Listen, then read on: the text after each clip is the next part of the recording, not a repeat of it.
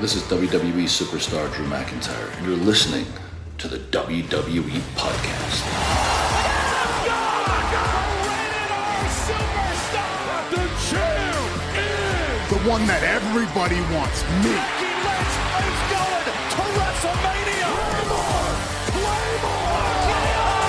Austin 316 says I just whipped your ass. This is my iron. You're going to acknowledge me. Well, you guys knew it was coming. It's time for the current state of WWE, and yes, a very anticipated edition of the show as Anthony DeMarco joins me after what was a really crazy, incredible, somewhat disappointing, various opinions that you'll hear throughout the show. But we have Anthony to talk about WrestleMania 40, and tonight, who the hell knows what's going to happen with the Monday Night Raw after Mania. But the first Triple H era, or the Paul Levesque era that WWE has dawned on us, has come and gone, and we're looking forward to WrestleMania 41 already. But Anthony, it's gone, it's done, it's over. We have our answers, we have our decisions. What did you make of the event overall? Overall, I thought it was a very good WrestleMania. It was a WrestleMania that I do think is going to stand the test of time. It's one that, in the immediate aftermath, feels like one of the bigger ones of the last number of years, probably the last decade for sure, right up there, if not beyond WrestleMania 31, as I mentioned on our preview and prediction show.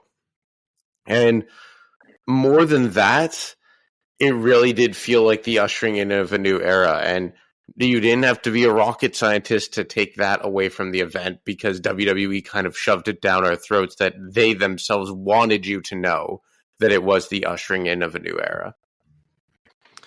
That's the message that we got loud and clear. And the only way you can usher in a new era is by having several major title changes. And we saw that in the Women's Championship, the WWE Women's Championship. Of course, we saw that in the Intercontinental Championship, both tag team championships that have now been split, and the world title that changed hands twice last night, and the massive talking point here, which is obviously the WWE Universal Heavyweight Championship that has now left the shoulder of Roman Reigns after 1,316 days. And we can start with that, and then at some point maybe delve into another topic of the world title with Drew. But I got to ask you, how do you feel about the Cody Rhodes victory that we kind of all saw coming, but the execution of it with the legends that we anticipated getting involved, minus Austin? What did you think? Well, the end result is exactly what it needed to be. You needed to have Cody Rhodes walk out of WrestleMania as the Undisputed Champion.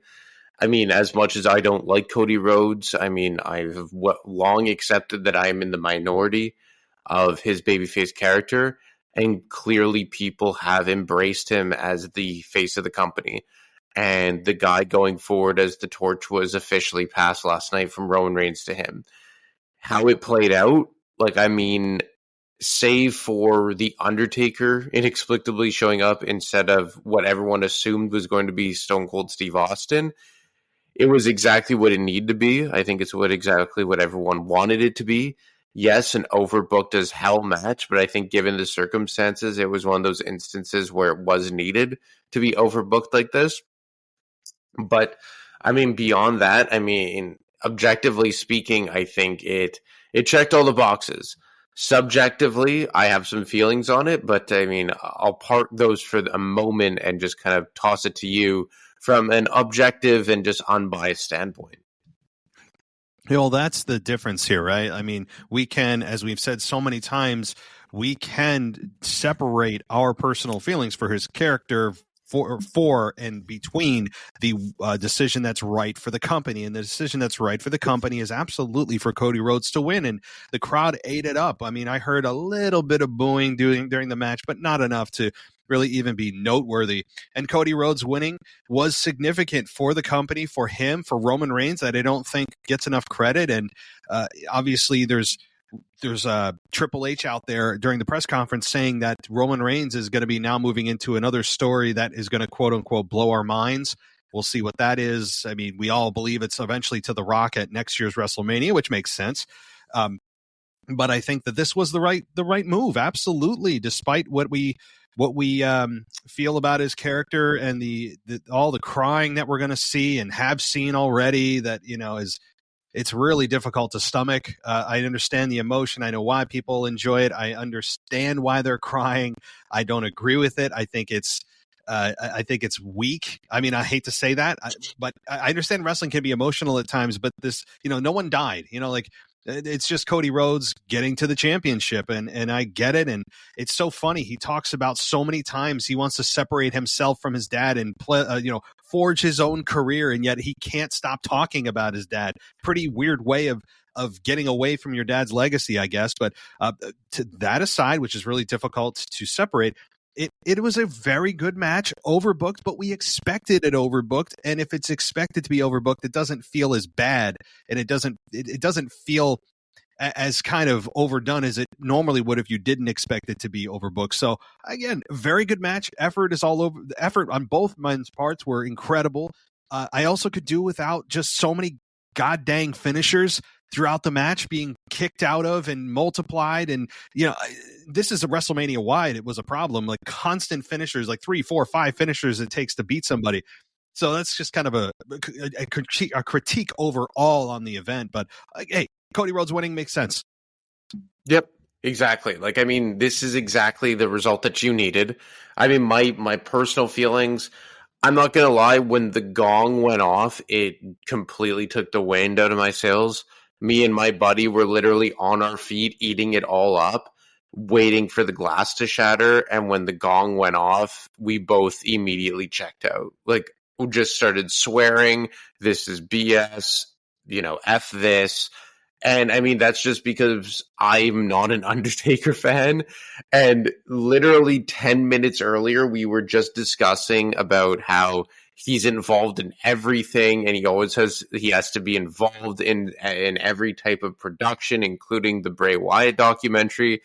And then, my buddy said it's like they booked this match to piss you off, like me. Like, to piss me off, but again, that's just me, right? Like, I think the vast majority of people were disappointed that Austin wasn't there, but we're very happy with the Undertaker as like kind of like a consolation prize. I was not. For me, it took me out of the moment, and the rest of it was dead to me, for lack of better words. And then, everything beyond him winning the match, I mean, with everyone and their mother coming out, literally everyone and their mother, kids that I had never seen before. And again, guys, I'm just talking about me personally. It disgusted me. It made me nauseous. I hated everything about it. And I think that it all stemmed from it being The Undertaker and not Steve Austin. I think that's where it all stemmed from. Because I could have lived with it being all that gooey garbage if Austin had come out, but I think that the mix of the two and the build of the two just completely took me out of the moment. Now, I've since calmed down. I watched the press conference this morning. I've kind of retaken it in, and it isn't as bad. From a storytelling perspective, The Undertaker does make sense because of his history with Paul Heyman, because of his history with Roman Reigns. It does make sense of all the faces coming from Roman Reigns' past. The whole chair shot to the back of Seth Rollins dressed in the Shield gear, which in the moment I was saying, like, what the F does this have to do with anything? Why is he in his Shield attire? But the whole, like, this is a moment that's 10 years in the making. He always chose Seth over, like, Seth always lived in his mind rent-free, kind of pulling on from their match from 2.5 years ago at the Rumble 2022. So since then, and the dust has settled, I've come around on it more. But in the moment, the Undertaker's gong just completely sent me off the deep end. I can't remember the last time. Maybe I like the Undertaker. I think that obviously he overstayed his welcome towards the end of his career that we all acknowledge and know, and even Taker himself knows. But this is maybe the first time in the Undertaker's career, his 30-year career, that I heard the gong go off, and I actually was angry. It felt very much like he was a substitute for Stone Cold that would have been a much better, more perfect fit. Like a wet fart. Yeah, it's just like I just can't remember the last time I was disappointed by somebody like The Undertaker coming out to help a major babyface. It just that reaction to me, I was fighting it, but I was just like, no, it's got to be Austin. Where the hell is he? And The Rock and Austin, they alluded to it, they teased it, even Easter egged it for weeks. You had it build up perfectly, and it actually the end of the match was laid out almost exactly as we have said in others. Okay, you got Jay coming out to neutralize Jimmy. We're like, okay, perfect. Step one. Step two, Solo comes out, and then you have John Cena neutralize him, and then FU Roman and FU or Attitude Adjustment Solo through a table. Great. Neutralized. The Rock bottoms John Cena. You're like, all right, here we go. And then you get a weird Seth moment. But like you said, it made sense with Seth Rollins because of the 10 years in the making and the throwback to the inevitable or the legendary turn of Seth on Roman back when they were in the Shield. And I understood that, but many people point to that as the moment that Roman lost the match because if he hit Cody instead of Seth, maybe the match turns out different, But Seth did say to Cody, "I'll be your shield," and I guess he meant that literally. So okay, fine. The story, I have no issue with that whatsoever. I appreciate the attention to detail. Fine, no issue with it. And then I'm like, all right, here comes The Rock. He's about to lash Cody. Glass. Let me get the glass. And then I hear gong and the crowd went crazy, which I get why. And I'm just like, no, like what the hell does The Undertaker have anything to do with The Rock? They've never really had any beef. Yeah, sure. There's WrestleMania 33 with Roman and Undertaker that, was 7 years ago. I mean, I guess there's something there. Like you said, history with Paul Heyman and Taker, but it's a stretch. It's really, you got to really think about why Undertaker has anything to do with this. And the other issue I had, not only did it substitute Austin, which I don't know what happened there. There had to have been some falling out, some reason, because Austin is a perfect fit. Was the other issue with Taker is it looked like he rolled out of bed on a Saturday morning, threw on a sweatshirt. Like he couldn't even go full Taker. He had to be like Mark Calloway. And it's like, if you're going to go full Taker, you got to do it at WrestleMania 40. At least go all the way. It was just this half-ass off the street Mark Calloway in his sweatshirt. And I'm like, come on. I don't know. So no Austin really kind of set the tone for the rest of the match for me. Everyone wanted Austin. Everyone was expecting it to be Austin. And it wasn't Austin. And in my head, I'm saying, like, WWE had to know that people were expecting that. Now, look, the vast majority of people, from most things I've read online, were disappointed it wasn't Austin, but were okay with it being Mark Calloway. Look, not many people hate The Undertaker like I do. Or I guess hate's a strong word. Hate post-2014 because of, I think he overstayed his welcome, and I do think he loves himself a bit too much. That's just me. Like, I remember he did an interview with a sports talk show in Canada, and he was just like, all the rumors are true about, like, me being the locker room leader and all that. It's just like, dude, get a hold of yourself. No one cares, It's like it's wrestling. You're not leading a football team out for the Super Bowl. But taking my personal bias aside, which is kind of funny in retrospect, but I was legitimately angry in the moment. I said, look, if for X, Y, or Z, Steve Austin couldn't be there, I was saying he must have been like, for me to accept this, he must have been like on the toilet, like with the runs of all time, or like he got so wasted the night before they couldn't get out of bed, like something to that effect. But taking all those personal feelings out of it, it was what it needed to be. It's exactly what everyone wanted to be. Yes, you got Taker instead of Austin, fine. I think the ending was completely overblown. Like Bruce Pritchard coming out, and Triple H coming out, and like every babyface coming out. The one argument I saw was that every babyface coming out and like embracing Cody kind of, enforced just how important Roman was and enforced how badass Roman was. Like he was just defeated like Thanos. So I kind of got it from that point of view. But the whole, like, his mom there and the kids who have no idea who they were, and it was just going on and on. And my girlfriend said a good thing, or a valid point, rather, and she's not even a big wrestling fan. She said, like, when has this ever been done for any other wrestler? Like, maybe Chris Benoit was the only time that I could remember being even remotely similar.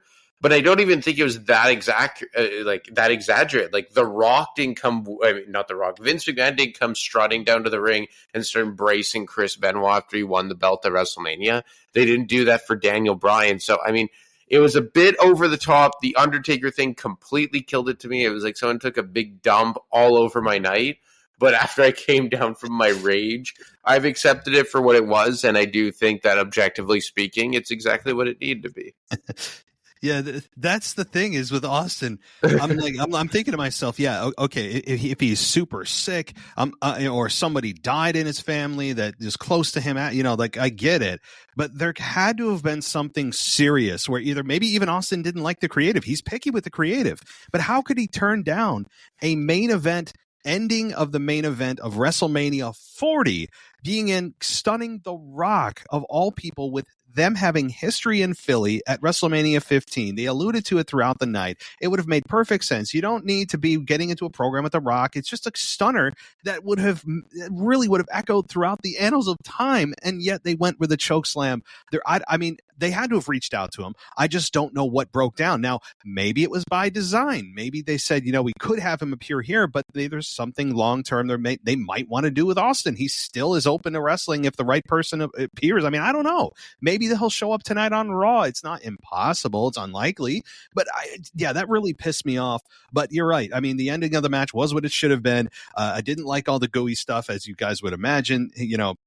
With all the family and the friends and holding each other up on their shoulders. The only time I can remember somebody being held up on other people's shoulders was when Randy Orton won against, I forget who it was, and then the Undertaker returned. Survivor Series. Yeah, and Undertaker returned, and then, obviously they went into a program that led into WrestleMania with their match. But, I just, that's the only time I can think of. It was just kind of stomach churning with all the love and Samantha Irvin's, her voice is cracking because she can't even announce. She's so just emotionally drained from it, and Cole is crying, and everyone's making out with each other, and it's like, what does this do for me? I mean, I know as a Cody fan, everyone's so emotional about it and loves it, and it's such a feel-good moment, and we're going to get a ton more of this crap opening Raw, I'm sure of it, with his mom, and it's, maybe he'll bring in his wife again, and he'll put the belt around the statue of his father and talk about what it means to Dusty, and talk we're going to get a whole lot more of this. So if you think that was the end of it, I mean, we're just getting started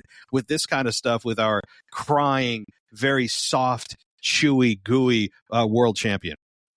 Look, I mean, now that we are officially in the Cody Rhodes era, it's going to suck for me and for you. We are not Cody Rhodes fans. I'm not a fan of the babyface character. There's going to be a lot of crying. He cried in the press conference after. I mean, I wonder if now we can move on from my dad is Dusty Rhodes being the only kind of wrinkle to his character. I'm really curious if we can move on from that, because if we do move on from that, maybe there's a part of Cody Rhodes that could appeal to me. Maybe they just needed to do this full circle garbage, which again, admittedly, I'm in the minority for. And we can move on to a version of Cody Rhodes that's a lot more endearing for myself personally. I'm hoping it for that. And look, I got to give it to them. Last night, I hate Cody Rhodes, the character, but that match with Roman Reigns was awesome. If you talk about just the wrestling match before all hell broke loose and everyone got involved, that was a really good wrestling match. Cody Rhodes is a really good in-ring competitor. And maybe we could talk about Roman Reigns a bit and what he means. And, now that we could now that we're in the post-mortem of his 3.5-year title reign. But before we get there, Cody Rhodes for me, hate the character, but I'm going to hold out hope because 90% of the crowd is fully behind him. And B, he is a damn good worker, and he knows ring psychology. He's a solid promo. He has all the tools. It's just my personal preference and not my cup of tea. So, I mean, I'm holding out hope, but if it continues down this road, it's going to be tough for me. But I'm hoping that now that he has finally just once and for all finished his story, won the WWE Championship, that hopefully now we can move on to a different version and a different mission statement than Cody Rhodes. Yeah, you do wonder what his mission statement is, because if you remember 2 years ago after WrestleMania 38 beating Seth Rollins, he said his mission statement was exactly what happened last night. Okay, so 2 years later, long story arc. I appreciate the storytelling. There was again, well executed, very good in-ring performer. He's a good promo. Again, but it's just we don't like this version of him.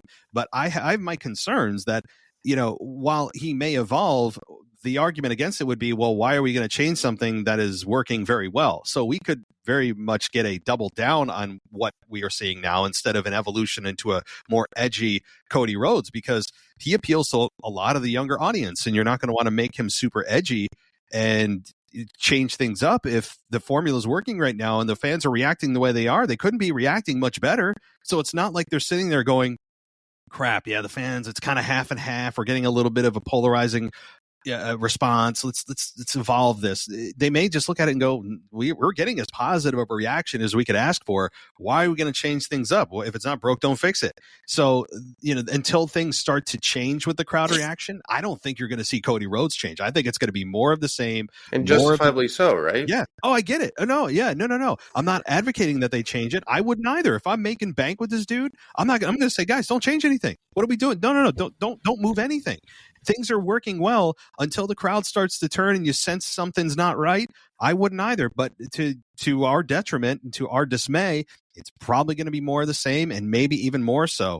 But as far as Roman goes, yeah, I mean, we can turn the attention to him. How do you feel about his reign now that it's over? How do you, kind of summarizing and putting a bow on his title reign here? How do you feel?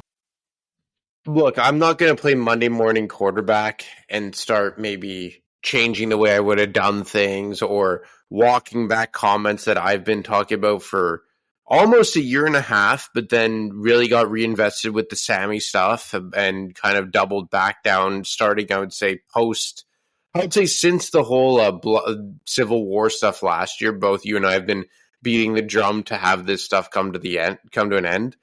It was time. What I will say is that it is for sure one of those moments that you don't know what you have until it's gone. But I think my biggest critique of Roman Reigns' title run was when he went part-time. Before he was part-time and he was showing up every single week and every single pay-per-view and defending the championship like a typical champion, I didn't care that he had the title. His first year and a half, 2 years, I think I would come on here and echo sentiments that most people had, that it was the best thing going on television and something that really saved wrestling during the pandemic era. Like, I think Drew McIntyre helped them tread water, and Roman Reigns really helped them bring it out of the pandemic era. And one of the best stories we've seen in WWE in quite some time. He's an incredible worker. I think that the way he owns his character and blurs the lines between reality and fiction. Like, I don't know if you saw his himself in the press conference post night one, but him and Paul Heyman were really like towing the line. Like, man, is this real or is it the creative side of things? And I think that if he was full-time, or not even full-time, just semi-full-time, like there every other week and at every single pay-per-view, I think I would have been ready for him to go another 6 months and beat Hulk Hogan's record, because he is that good. And I'm not going to lie, I think that A&E documentary that was released a week ago or whenever it was, and as soon as they came out and released that, I knew that they were tipping their hand that his run was going to an end. And kind of, in my mind, like a wink and a nod to us to say, like, look, you've been asking for this, but this is the end. And this is maybe the reason why we put it on this long. But there were a lot of things I had issues with as far as his run went. The Sami Zayn stuff I thought could have been a mistake. At the time, I thought it was 100% a mistake. But, in retrospect, maybe they were thinking long-term and maybe it was the right decision. I think that a lot of things were sacrificed at the altar of Roman Reigns. I don't think it was all great. But when he was there and when he was on television and when he had his matches, there was no denying that he was the bleeping best. And there is a reason why Vince saw talent in him, maybe in the wrong version of himself, but there was talent there. And there's a reason why Triple H pushed forward with him for a year and a half since he took over in July of 2022. So, I mean, I'm happy that the run is done because it was time and we need a consistent champion and we need the WWE Championship to be featured on weekly television. But I can't say that now that it's over and it finally happened that I'm not disappointed that this version of Roman Reigns and this chapter of the bloodline has been, put to rest. That is, and this is a case of we didn't know what we had until it's gone. And we say we want something and then we get it and then we're like, oh, but I kind of miss it. Now, again, I, just like you, am not walking back a single thing I said about Roman with his run and that it should have come to an end a while ago. I still believe it should have been at the Chamber last February. I still believe that. Even though we got all the storytelling and all that this year, I still think it should have been Sami at that point. But here we are, and obviously that didn't happen. And I think Roman's run will be looked at as, for many of us, the longest championship run in our lifetimes. This really may be. I can't see Cody. Babyfaces don't hang on to belts that long. They shouldn't, because it's the thrill of the chase for the babyfaces. You also run the risk of babyfaces getting turned on by the crowd because they get bored and a little bit kind of complacent with the champion. They're ready for a change, just like with Seth Rollins as world champion. We can maybe talk about that in the second half of the show. But with babyfaces, you're not going to see a champion that long for 3.5 years plus running with a championship. It just doesn't make sense. So this really could be in our lifetimes. We will die, likely not with a champion longer than Roman Reigns, which is kind of crazy to think about. And you know what? Roman Reigns deserves all the credit in the world. I'm very interested to see how Roman's second chapter post the title run, like what that entails. I'm curious what Paul Levesque has in store for Roman. Sure, it probably is Rock Roman, no title, as it should have been this year, but at 41, it probably is. But what about, some other things that he's got going on? Maybe he turns Roman Reigns babyface, or maybe he waits till next year. That would be a fun kind of side of Roman we haven't seen in how many years? 5 years. So I think that there's a lot that Roman could do. He's going to take time off, which is going to be, I think, much needed. And when he comes back, the fans will embrace him. And as far as, Cody Rhodes winning, one last thing I'll say about the Cody Rhodes victory is, from a storyline perspective, my question is to you, though. Like, what do you think?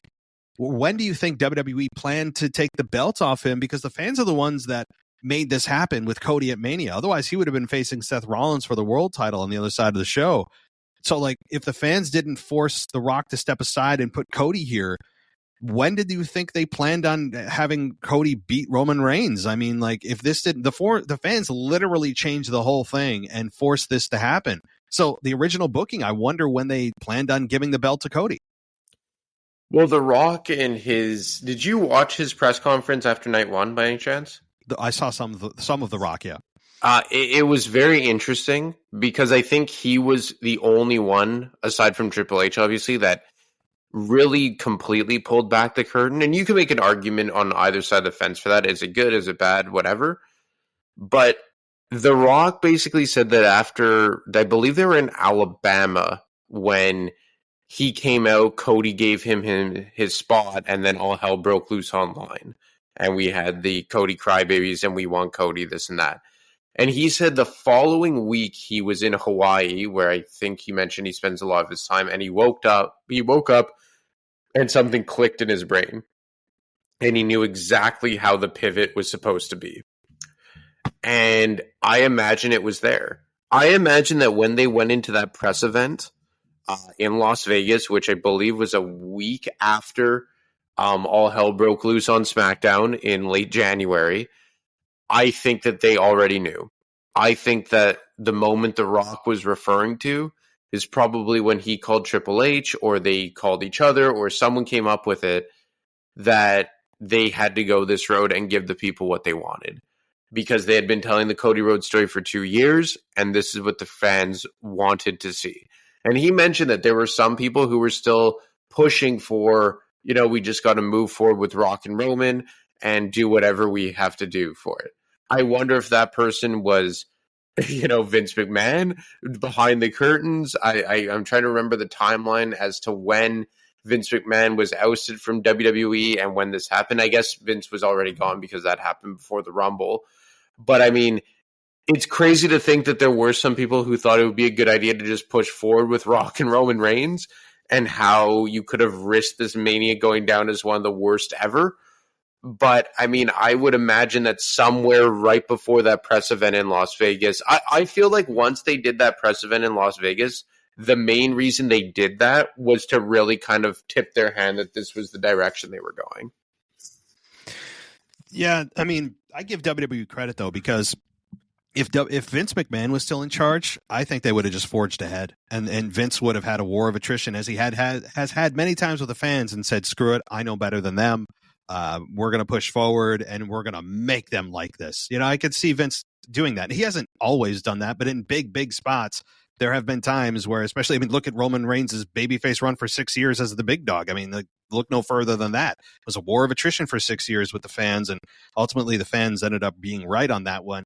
But I do wonder if it wasn't Paul Levesque there, would they have pivoted so quickly? Would they have pivoted so abruptly, but also done it so seamlessly and done it in a way that made total sense? I mean, again, Vince, it's impossible to know, but Vince at times, especially towards the end, did things that didn't make a whole lot of sense, would just hot shot things and not really think things through. And long-term booking was a foreign concept to him at that time. So, yeah, I mean, I give Paul Levesque credit. I give The Rock. I give Cody. I give Roman. Everybody. Paul Heyman, who I think probably had a very intricate role in this whole thing, was involved. And look, it ultimately turned out, while we're not done with everything, and we'll hear about finishing stories, it's really not finishing the story. It's just going to the next chapter. Up to this point, I give everyone credit. It was executed perfectly. Everything, really, if you're a Cody fan, could not have gone off better from start to finish. A 2-year story is really unheard of in WWE to be that successful for that long, being told all the way through. It really was a testament to how good wrestling can be when it's done well and it's done right. And to Michael Cole's statement last night that I think will live in WrestleMania lore, he said, "Damn it, I love professional wrestling." I mean, there's no quicker way to get yourself fired if Vince was still there. But it's really, I appreciate Michael Cole saying that, because I think he echoes the sentiments of fans around the world. When pro wrestling is done right, there really isn't not a whole lot of forms of entertainment that are better. So I give Michael Cole had a hell of a night. I really appreciate the hell out of him too, despite his tears of weeping joy for Cody Rhodes at the end. And it is what it is there. But I really thought Michael Cole had a very good night on commentary, as well as CM Punk did too. I really like this stuff. It's just, top to bottom, even if there are things that you disagree with, like we do in some way with the Cody Rhodes stuff, you still have an appreciation for everything the company did. And there was a conceded effort to move away from everything Vince McMahon stood for. Like, even Stephanie McMahon coming out to start the show, which, to be honest, I never thought I would low-key pop for Stephanie McMahon, but I did low-key pop for Stephanie McMahon. And Triple H alluding to the fact that she's home. I wonder if she's going to play some kind of a role in WWE moving forward. But it just kind of felt like this was the first time. And I don't know if you saw Vince McMahon's trainer post a message on Instagram about people turning his back on Vince, but it's just you know what? People have probably been waiting for this moment for over a decade. And as we know, behind the scenes, Vince McMahon, very underselling this point, but probably wasn't the best dude personally. And it kind of goes back to that comment from The Dark Knight of when Two-Face says it. Harvey, what's his last name? Harvey Dent. You either die a hero or live long enough to see yourself become the villain. And I think that comment perfectly describes Vince McMahon, that the first WrestleMania that he is completely not involved in, it is an amazing WrestleMania. And even if there are creative decisions that you and I or whoever dislike, when you step back and look at it objectively, you still say, I didn't like it, it wasn't my cup of tea, but it was still a damn good WrestleMania. It was still a damn good decision, and I understand it.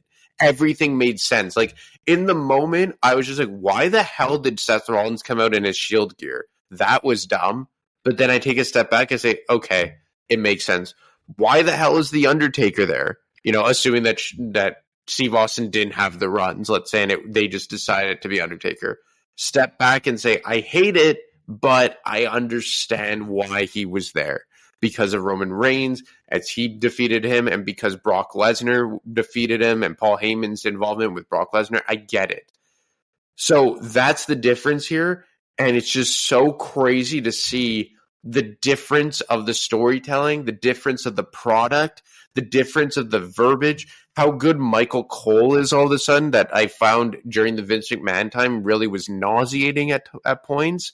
Like the big dog or it's boss time. Like now you're starting to really see like, man, Vince had his fingers in every single pie.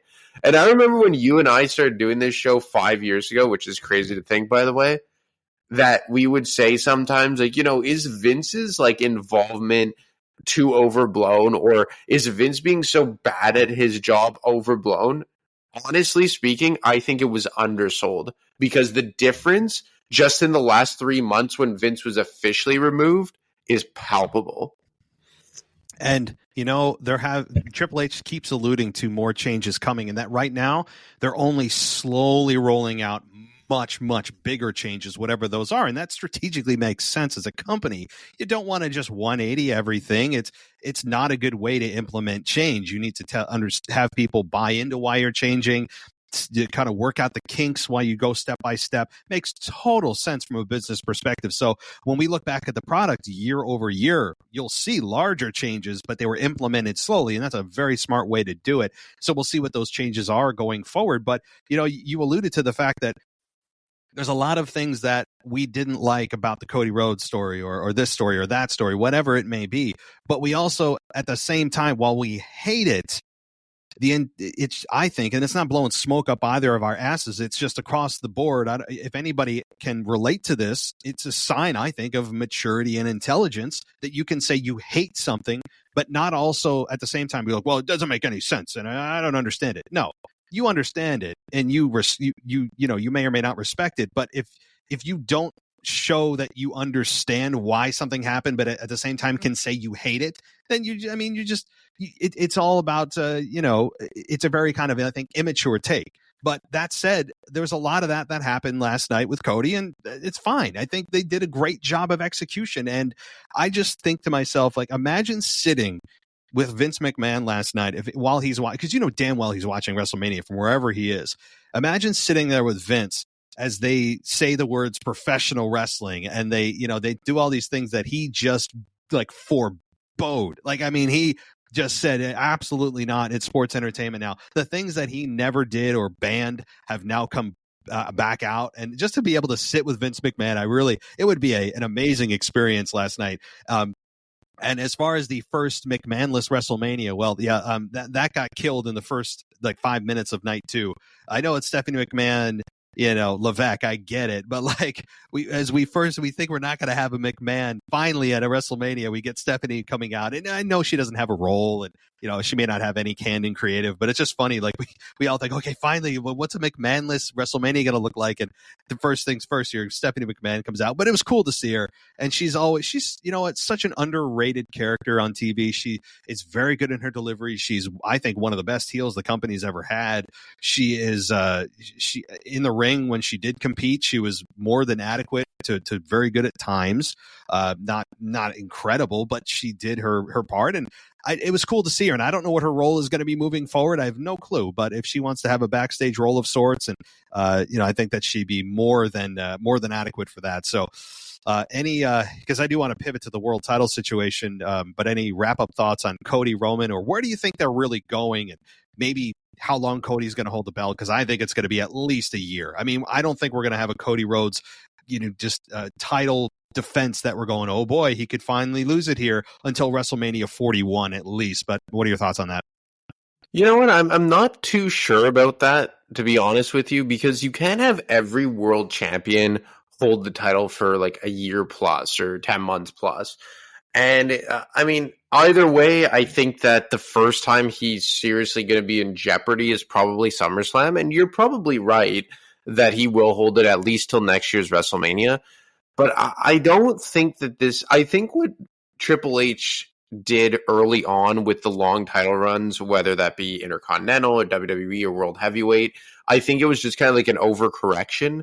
And not even an overcorrection, because I think that they were good moves with the Intercontinental and all that. But I don't think that that's going to just be the norm automatically. I think he had to set that tone after years of Vince just like changing titles around like it was hot potato.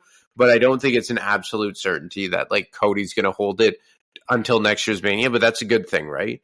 I thought that this year's WrestleMania was predictable in a lot of ways, but in a good way, but also on some unpredictability, which is kind of like a wink and a nod to the World Heavyweight title picture, is a good thing sometimes.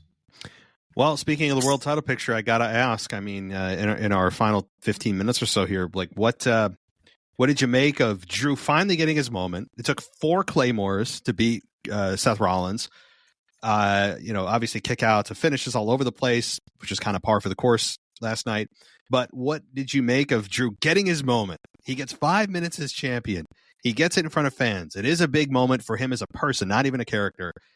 And then we get the cash in. How do you feel about the cash in? How do you feel about the match, which was only 10 minutes, by the way, which I felt very kind of shorted by. But what did you make? I love the match. I love that they opened the show. I thought that Drew winning clean was the way to go. I thought him explain the fact that Seth wrestled the night before was awesome. Him opening the match with a Claymore I thought was great. I think there was a bit too many finisher kickouts, but I mean, that's kind of become the norm in WWE, especially at WrestleMania. So, I mean, it is what it is. I loved the embrace of Seth Rollins after, and I think I mentioned that on our preview and prediction show that I thought that there would be a moment like that between the two.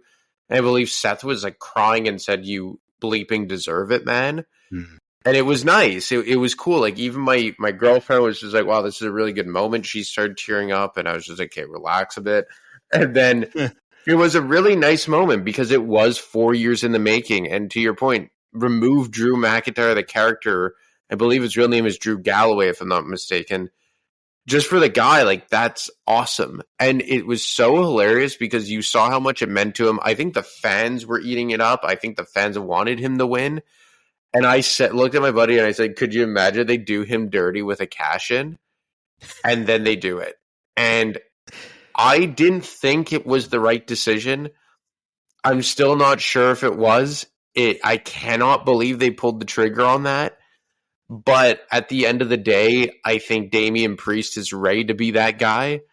I think it was an epic moment.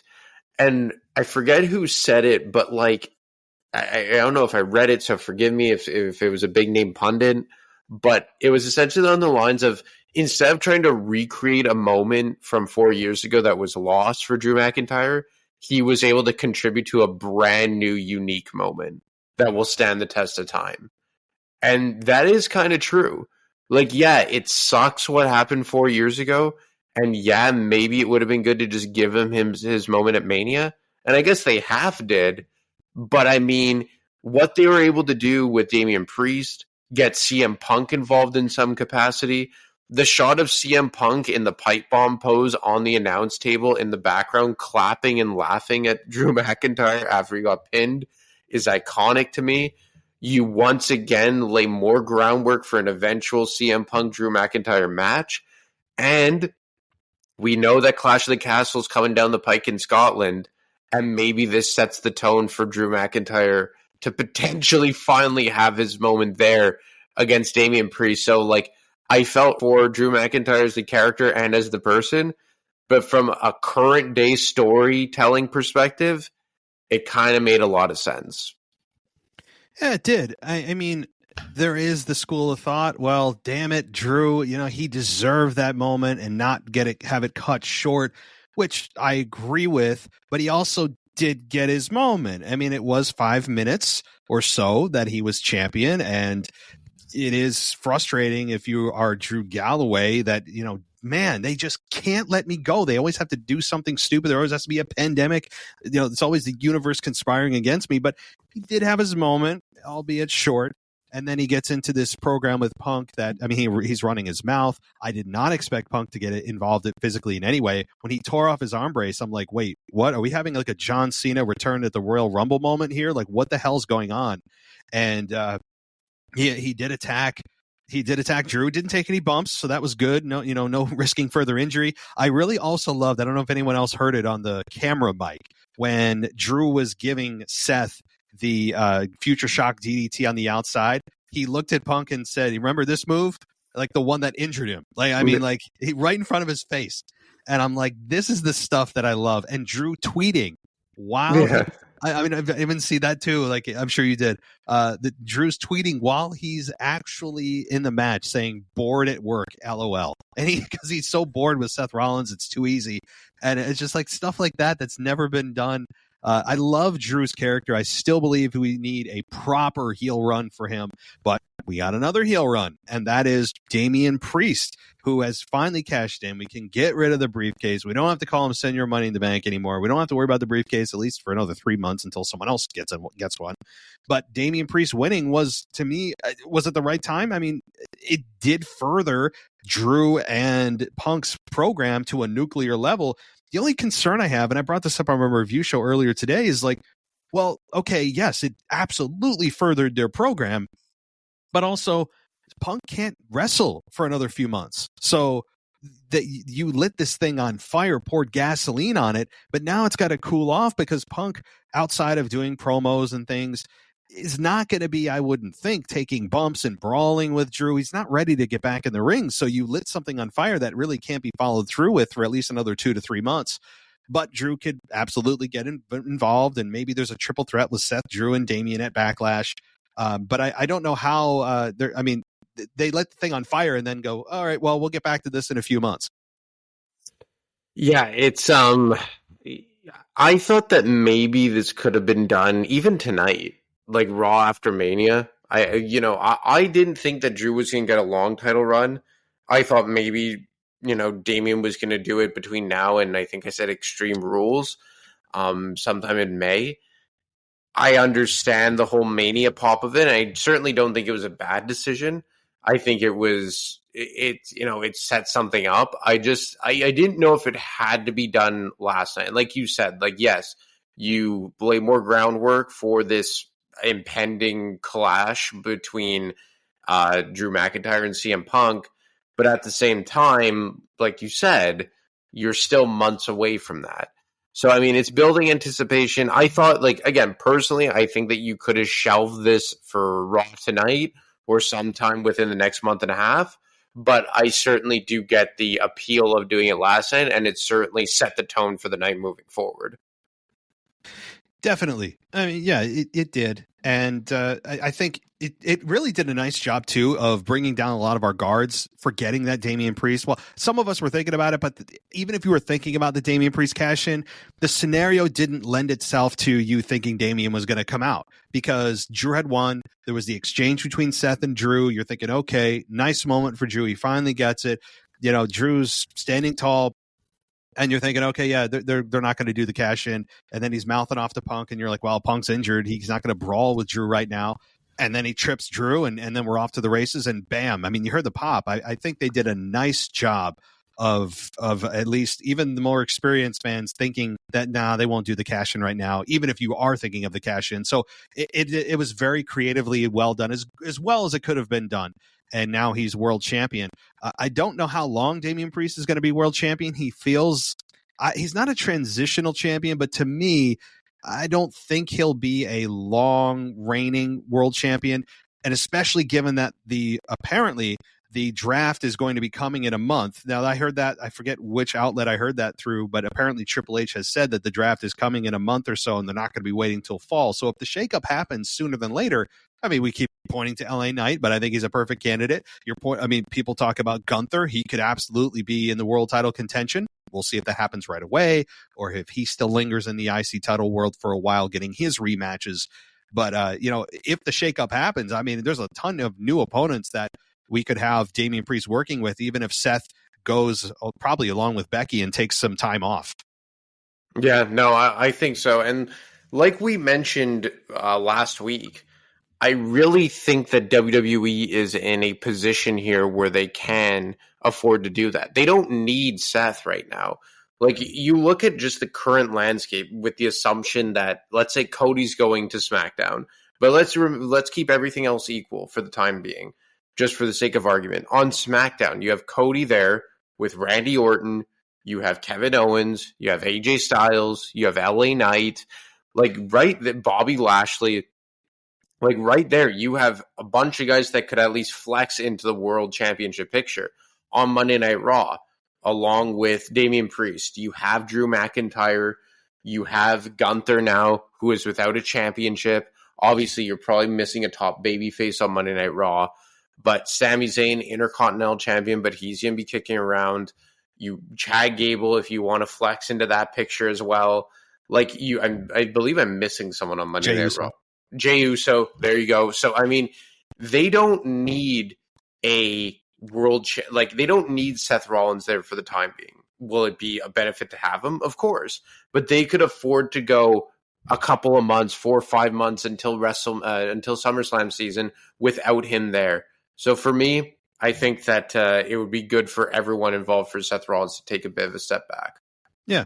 No, that's absolutely, I think, reasonable to assume. And Seth needs time off just like Becky does. It's weird that Becky and Seth's careers have really paralleled each other the last few months in a lot of ways, where the fans have been behind them, but not to the degree that they were at one point. And both of their characters, and I think really both of their bodies and minds, just on a real level, feel like they need time. And if Seth needs to get his back repaired, or his knees actually needs repairing from a surgical perspective, dude, now's the time to go and get that stuff done now. Maybe you can get back in time for SummerSlam or, towards the fall.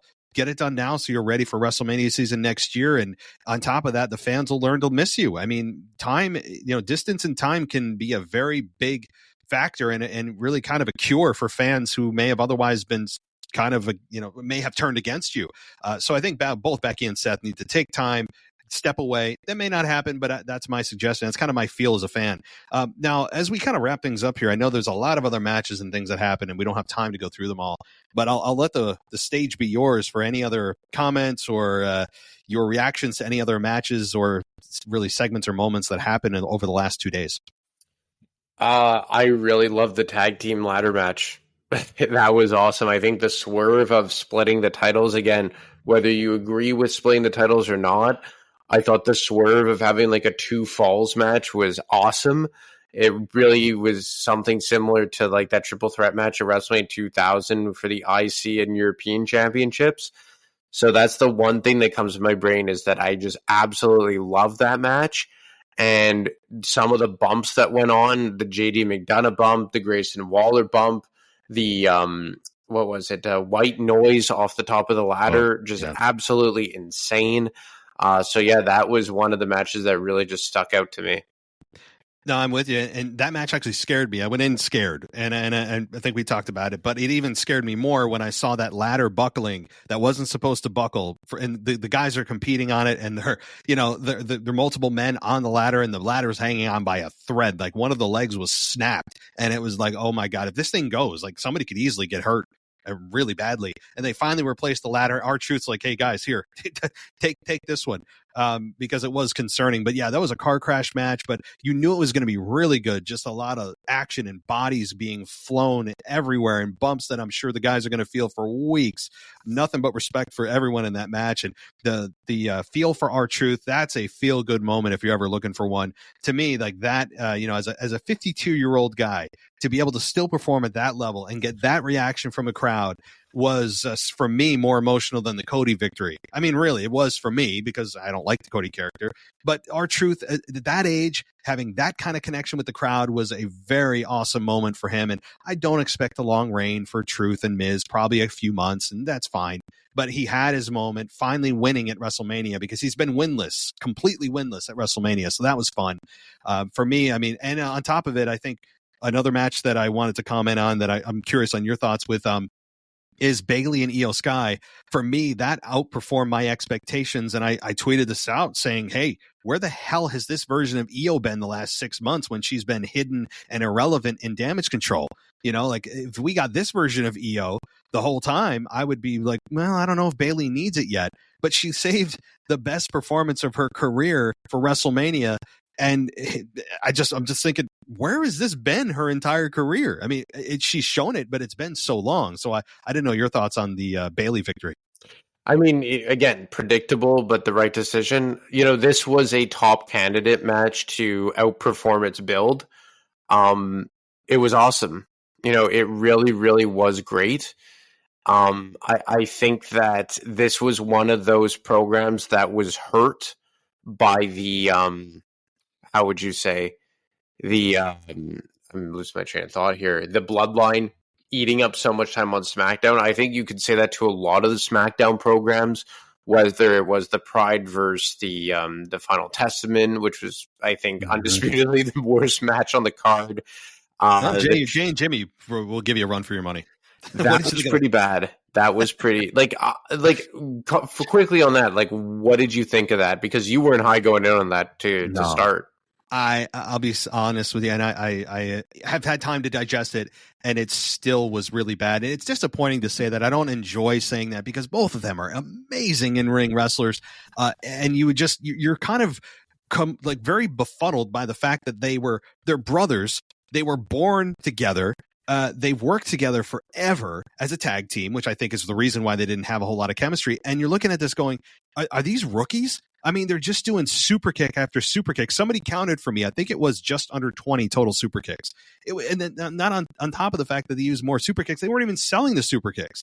It was just like they weren't even hitting each other. It was just like, let me slap my knee and pretend to hit you in the face. Like it was a parody of a match is what it was. And I hate to say that. It was horrific.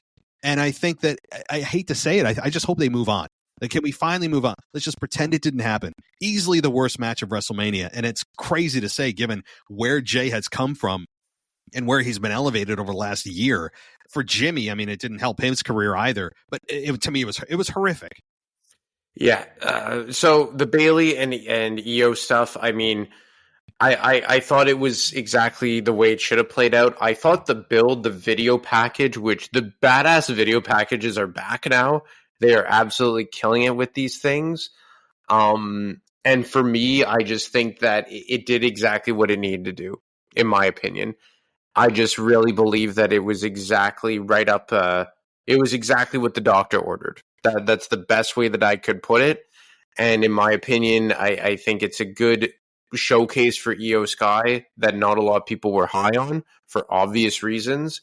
But I really do believe that this is a moment that we could take away from and be like, man, okay, this is the EO Sky that we have to look forward to. And for Bayley, I mean, she comes out with a new theme song. I had no idea that she was Egyptian, but that was cool. I mean, I thought that was a cool entrance. But I mean, I was kind of waiting for them to bring back the Bayley Buddies theme. Yeah. But I guess it wouldn't have made sense for this evolved version of Bayley. But it was cool to see a different dynamic to her, paying, I guess, homage to her heritage and with the new theme song. A lot of new theme songs at this WrestleMania, which was cool to see. But all in all, just a pretty cool moment across the board. Yeah, definitely. And, tonight I'm very interested to see what they do. It can't be much worse than the last couple of Monday Night Raws after WrestleMania, which it still left me underwhelmed as an understatement. So tonight, I think they have a big chance to deliver some more. We know what the open of the show is going to be. We don't even need to discuss it. We know what it's going to be.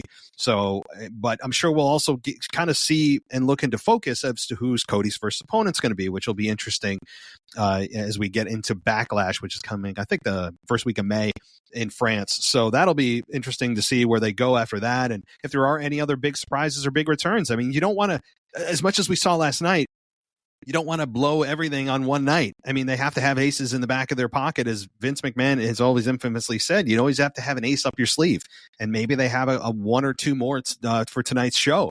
And so very interested to see how the first Paul Levesque era Monday Night Raw after WrestleMania looks compared to the last couple of ones with Vince. So any wrap-up thoughts? I'm looking forward to it. Look, there's certain things that I didn't like. There were certain things that I certainly nitpicked. But all in all, I was a huge fan of this WrestleMania. And just because I hate The Undertaker and just because I hate the random kids who I had no idea how they were, maybe they just jumped the guardrail, who knows? It still doesn't change the fact that this was principally and mainly an awesome WrestleMania. But I will say if I was in attendance, I would have attacked The Undertaker. That's me. I don't care. Yeah. No, I did not know your disdain for The Undertaker has run so deep. This is an interesting. When that gong went off, my buddy, who was the biggest Austin fan, screamed at the top of his lungs, "Bleep no, why the bleep is this bleeping guy out here? That's how, I mean, it's crazy, but I hate saying that. I'm an Undertaker fan, not a crazy fan, but I respect and I do like his character generally. And I think that it's the first time I heard his gong go off where I actually was just filled with dread. I just go, no, like, come on. Because you knew what that meant. It meant he's replacing Stone Cold Steve Austin. That was a big womp for me, even though it's Taker. So I wish I could have seen that, your friend flip out, because I think it's how a lot of us felt. If you're an Austin fan and we all expected it to happen, you're just like, bro, where are you? I mean, are you at home? You're slamming some Steve Weisers? What's happening? So maybe he was on the pot, and like you said, it just may have been creatively bad if for some reason he felt it was. So eventually we'll find out why, or maybe he'll show up in the near future. I don't think Austin's done. Yeah, it was actually funny. I saw some. I don't know if this was true, but apparently Steve Austin posted a picture playing with his cat while the main event was going on. He did. I don't know if it's true, but if that's hilarious, that is the biggest troll job. My buddy, who doesn't have social media, forced me, and he was a few beverages down the hatch, so maybe this kind of fueled this decision. He forced me to DM Steve Austin and ask what happened. You actually DM'd him? I did. I fully expected him to give me the Heisman and be like, who's this loser? Yeah. But I mean, it was funny in the moment. Dude, my buddy, like, I was upset, but my buddy was so, like, when Cody Rhodes was congratulating himself and lifted up like he just won the homecoming game in college, my buddy was literally like, he was lying to himself. He was saying like, what's going to happen is he's going to go up the ramp with the belt and the Rock's going to attack him on the ramp and then Austin. I'm just like, dude, it's over. Like, it's done. I held on to the same belief, but once I saw everyone coming in and I saw like kids and wives coming in, I go, no, it's not happening. But I saw The Rock turn back and look at Cody. And if he had attacked Cody after that, I would have been like, okay, here we go. But with no attack, I'm just like, damn it. It's over. So I feel the pain, and Austin, we deserve an explanation. Like we need to know what the hell happened, because it wasn't about Stone Cold, but at the same time, it kind of was, looking forward to him stunning The Rock. Come on. So, and like the history, there was no, I get it with Roman and Heyman. I understand. But The Rock and Taker, never really had it. Like, they for sure had matches, but they never really had a rivalry. No, they didn't. That's the thing. I'm like, it's not they didn't have a long-standing rivalry that I can even really think of. They crossed paths, but there's nothing. I'm like, oh man, remember that Rock Taker match? I mean, it doesn't really exist. So yeah, it's not like they had a massive history. It's just one massive legend attacks another in the main event of WrestleMania. It's newsworthy, but it's like, it doesn't really fit. It doesn't fit to me when you had the biggest star of all time that would have actually made sense to interfere. And it would have been a roof-blowing moment. Not that there was one, but all right. Well, I think we'll wrap it up there. We've got a lot to look forward to tonight, and I don't think moving forward, I think that there's going to be a lot more to talk about as we see what Triple H has in store for us. That is apparently, according to him, going to blow our minds. So I'm really looking forward to it, man. And I think we're in a really fun era here to be a wrestling fan. Yeah, no doubt about it. And it's going to get better. I think it's going to get better as we move into WrestleMania 41, which we can already start talking about. So, all right, well, you go rest up, and we'll chat in a week. Looking forward to it, man. Take care. You too. Thanks for listening to the WWE Podcast. Don't forget to subscribe on your favorite podcast app so you don't miss a show, or head to WWEpodcast.com. And for all of these shows ad-free, head over to patreon.com/WWE Podcast. Until then, we'll see you next time.